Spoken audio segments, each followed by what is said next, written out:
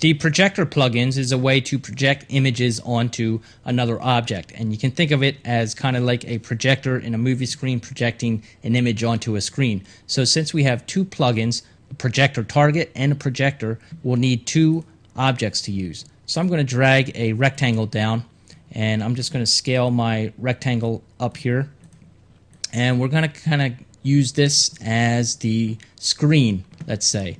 And now I'm going to drag a sphere down as well, and let's say this sphere is going to act as our projection device.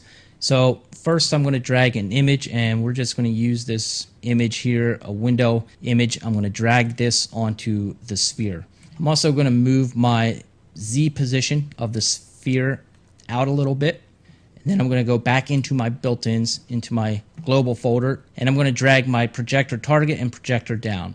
So my projector is actually the sphere, so I'm going to drag this onto the sphere, and my projector target is the rectangle, so I'm going to drag that down. And when I do that, it projects this image onto the rectangle.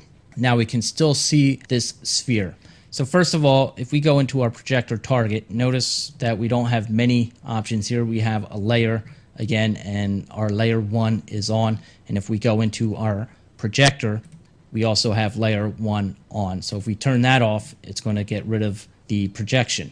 We also have a FOVI, which stands for field of view Y, and if I increase this or decrease it, you can see how it affects the image being projected. And then we have this show button, so if I turn this off, it now gets rid of the sphere. With the sphere hidden, we can still come in and adjust our field of view Y here. If we have this show button on, another way to hide the sphere is you can actually come up into this little center gutter aisle above the trash can and turn this little gray button off. That turns the sphere's visibility off but keeps its parameters active. So whichever way you want to use.